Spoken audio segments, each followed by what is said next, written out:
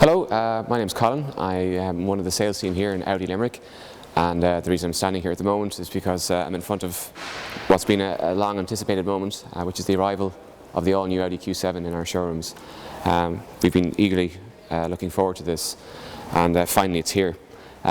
This is an all-new Audi Q7. It's new from the ground up. What that means is that the car is underpinned by a new platform and it's crowned with an all-new design. And looking at the front of the car here, we can see that the new design is actually fairly dominated by this hexagonal single frame Audi grille. And that conveys a great sense of width and broadness in the stance of the car, which is interesting to note because in fact the car is actually slightly narrower than before. So it's a nice design feature. Coupled with that, of course, are these nicely defined lines in the bonnet, and they flatten and widen the stance of the car also. The grille itself is integrated very seamlessly into the headlights. Xenons, by the way, are standard in all new Q7. This car, being an S-line, has LED headlights, and we can see that there's very distinctive double arrow daytime driving lights. The headlights themselves actually form the body lines then, which run the entire length of the car. So again, it's about integration. So as I said, all new from the ground up. There's a lot of highlights, and I'd like to walk you through a few of those if that's okay. Well, if the design of the new Q7 is an expression of Audi's new design language, the build of the Q7 is perhaps the epitome of Audi's approach to what they call ultra technology, but I'll come back to that in a little more detail. What I'd like to just point out while we're standing at the side of the car is just a few of the features of the profile design of the car.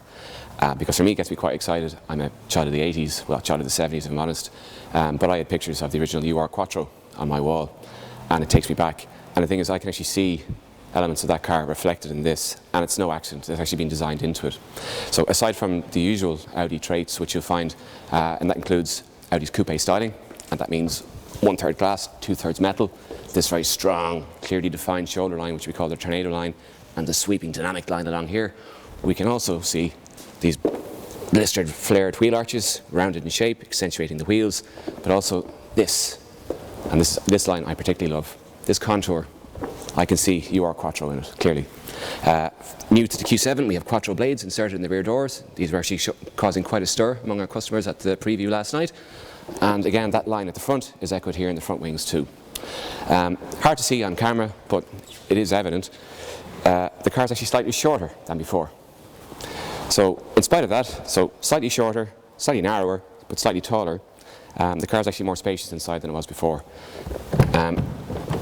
We still have 7 seats, as it was before, but the seats are actually 7 full-size seats, so adults can fit in the back. Unique in its class, I'd like to point out, is that there's the capacity to carry 6 ISOFIX child seats, so no one else has that option available to them. Access to the rear, as you can see, is via these flip-up and fold-away seats, and then you can have access to the rear quarters. I should point out the seats are electrically operated for the third row, and you can operate them either from here or from the boot, and the tailgate itself is electrically operated. That's standard on all Q7s. If I'm honest, by the way, I'd probably still have pictures of the UR Quattro on my wall, but my wife doesn't agree with that. She doesn't quite share my enthusiasm. Just looking in the back, I couldn't help but show this. Mentioned the electric seats. I had them halfway folded up just to cut down on the time that it takes. And that's the electric tailgate, of course, you can see. And referring to this, these are all things you can't see. The things that you can't see, of course, are changes that have been made under the skin. And the most standout of those is the fact that 325 kilos has been shaved from the weight of the car. And that's substantial, and in fact it's quite remarkable.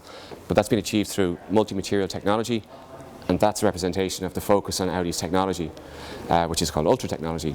The idea being is to try and take out, and that then means efficiency gains. So if you open the doors on one of these cars, and I know I'm going slightly out of shot, the door actually feels lighter, but that's no accident because the door actually is lighter. The same goes for the seats themselves. The axle is lighter, the exhaust is lighter, a huge number of components are lighter, and all that means that the car is now lighter on its feet. Now for you in the real world, or for me in the real world, what that actually means is that you pay less road tax. This car is actually €390 to tax, which is, a few years ago that would have been unthinkable, but here we are. Emissions are from 149 grams of CO2. Fuel economy is improved by 20% plus, but there's another benefit to this. Performance has increased. The car is faster to accelerate, which means then also greater driving dynamics. So driving pleasure has been increased as well, so it's good on all counts. Power, by the way, I should mention it's fed to all four wheels because Quattro is standard, so that means permanent all-wheel drive, and Quattro is of course another legendary Audi hallmark.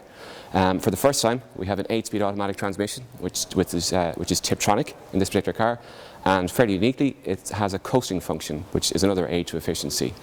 I do like to point out, because I think it's appropriate for a car like this, there's 6-cylinder TDI power in all models.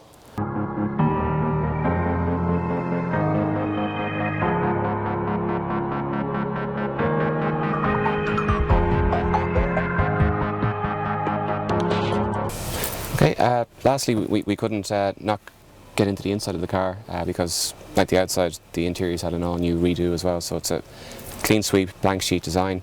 As you would expect, the materials are extremely premium. Everything that comes to touch feels very high-end. The design is amazingly elegant, but it's actually quite decluttered, so there's not a smattering of buttons, just shotgunned at the dashboard. I don't know if you can actually hear it, but the car is lowering itself at the moment, or raising itself, not sure which, because this one's fitted with adaptive suspension, which means you've got options to, as you can see, lift, all-road, so it can raise and lower the car independently, just by touch of a button.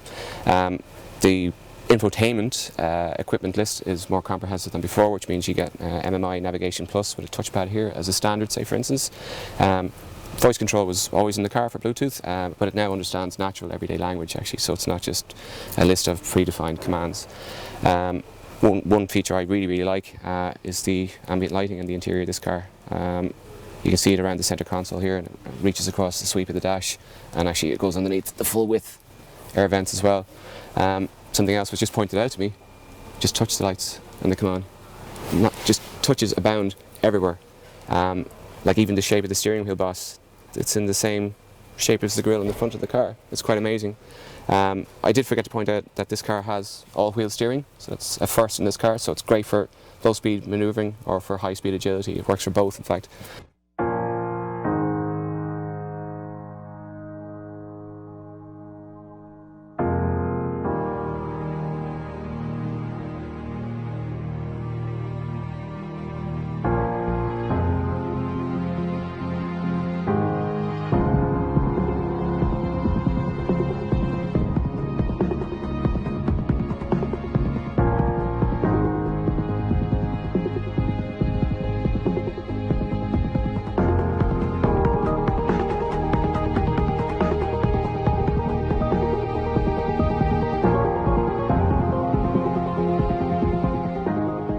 I forgot to mention is that the new Q7 is available with all-wheel steering for the first time, which is fantastic for both low-speed manoeuvrability and for high-speed agility, so on both counts.